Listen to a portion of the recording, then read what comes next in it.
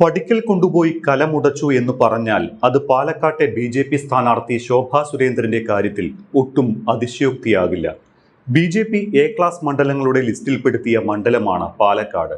BJP. സംസ്ഥാന കേന്ദ്ര നേതൃത്വങ്ങൾക്ക് പോലും വലിയ പ്രതീക്ഷയായിരുന്നു പാലക്കാട്ടെ ശോഭാ സുരേന്ദ്രന്റെ കാര്യത്തിൽ. എന്നാൽ വോട്ടെടുപ്പിന് തലേ ദിവസം വെച്ച് എല്ലാം ചളമായി എന്ന് പറഞ്ഞാൽ മതി. വോട്ടിന് പണം നൽകിയെന്ന ആരോപണത്തിൽ നിലതെറ്റിയിരിക്കുകയാണ് ബി.ജെ.പിക്ക്. പാലക്കാട് മണ്ഡലത്തിലെ കണ്ണാടി പഞ്ചായത്തിൽ വോട്ടിന് പണം നൽകുന്ന ദൃശ്യങ്ങൾ കോൺഗ്രസ് ആണ് പുറത്തുവിട്ടത്. വാടാനപ്പള്ളിയിലെ കിറ്റ് വിവാദത്തിന് പിന്നാലെ കണ്ണാടിയിലെ പണം വിതരണം വോട്ടെടുപ്പിന് മണിക്കൂറുകൾ മാത്രം ശേഷിക്കെ ബി.ജെ.പിക്ക് അപ്രതീക്ഷിത തിരിച്ചടിയാണ് ഉണ്ടാക്കിയിരിക്കുന്നത്. അതുമാത്രമല്ല, ദൃശ്യങ്ങൾ മൊബൈൽ ഫോണിൽ പകർത്തിയ ആളെ കയ്യേറ്റം ചെയ്യുമെന്നും കരണക്കുറ്റി അടിച്ച് പൊട്ടിക്കുമെന്നുമൊക്കെ ഭീഷണിപ്പെടുത്തുകൂടി ചെയ്തതോടെ ഇത് ഏത് രീതിയിലാണ് തിരിച്ചടിക്കാൻ പോകുന്നതെന്നോ പ്രതിരോധിക്കാൻ എന്താണ് ചെയ്യേണ്ടത് എന്നോ അറിയാതെ ഉഴറുകയാണ് ബി.ജെ.പി. പ്രതിരോധിക്കാനോ വിശദീകരിക്കാനോ സമയമില്ല എന്നതും ബി.ജെ.പിക്ക് തിരിച്ചടിയാകും. കണ്ണാടി പഞ്ചായത്തിൽപ്പെട്ട തിരുവാക്കുറിശ്ശിയിലാണ് സംഭവം നടന്നത്. ഒരു വീട്ടിലെ വൃദ്ധയായ സ്ത്രീക്ക് ബി.ജെ.പി. പ്രവർത്തകർ പണം നൽകുന്ന ദൃശ്യങ്ങളാണ് കോൺഗ്രസ് മൊബൈൽ ഫോണിൽ പകർത്തി പുറത്തുവിട്ടത്. സമീപത്തെ മരണ വീട്ടിലേക്കാണ് ശോഭയും ബി.ജെ.പി. സംഘവും ആദ്യം എത്തിയത്. അവിടെ നിന്ന് പിന്നീട് വൃദ്ധയുടെ വീട്ടിലേക്ക് എത്തുകയും പണം നൽകുകയുമായിരുന്നു. ശോഭാ സുരേന്ദ്രൻ ഈ സമയം കാറിലിരിപ്പുണ്ടായിരുന്നു.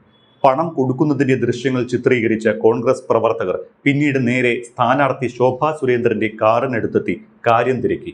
ഇതോടെ വിറളി പൂണ്ട ശോഭാ സുരേന്ദ്രൻ കോൺഗ്രസുകാരോട് തട്ടിക്കയറി. വീഡിയോ പകർത്തിയവരുടെ ചെപ്പക്കുറ്റി അടിച്ചു പൊളിക്കുമെന്നായിരുന്നു ശോഭാ സുരേന്ദ്രന്റെ ഭീഷണി. നിങ്ങൾ ആരാണ് ഫോട്ടോ എടുക്കാനെന്ന് ചോദിച്ച് വീഡിയോ പകർത്തിയവരോട് പ്രകോപനപരമായാണ് ശോഭാ സുരേന്ദ്രൻ പെരുമാറിയത്.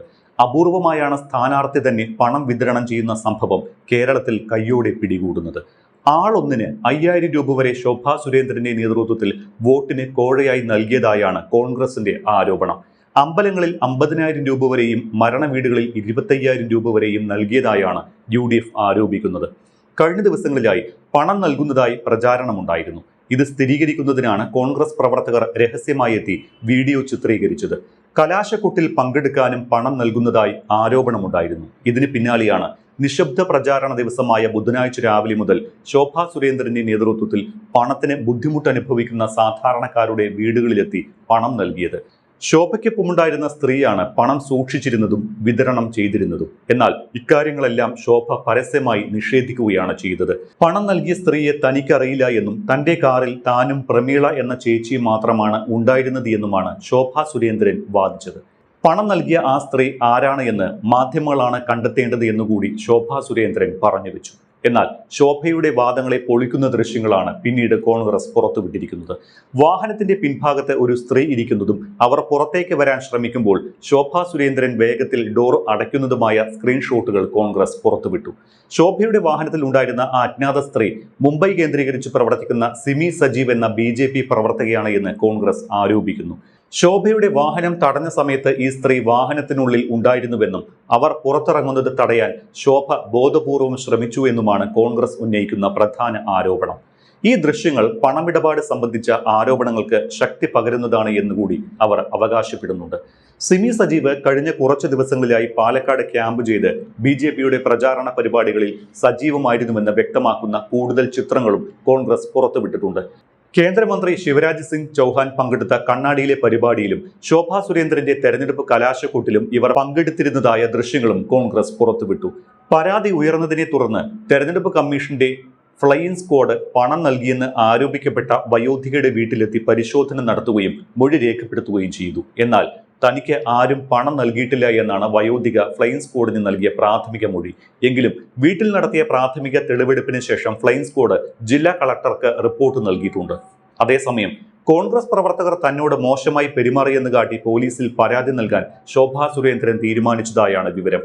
ബി.ജെ.പിയെ വേട്ടയാടാനുള്ള തിരക്കഥയുടെ ഭാഗമാണ് ഈ ആരോപണങ്ങളെന്നും തന്റെ വാഹനത്തിൽ അനാവശ്യമായി ആരും ഉണ്ടായിരുന്നില്ല എന്നുമാണ് ശോഭയുടെ നിലപാട്. എന്നാൽ തെരഞ്ഞെടുപ്പ് ചട്ടലംഘനം നടന്നോ എന്ന കാര്യത്തിൽ ഗൗരവതരമായ അന്വേഷണമാണ് ഇപ്പോൾ നടന്നുകൊണ്ടിരിക്കുന്നത്.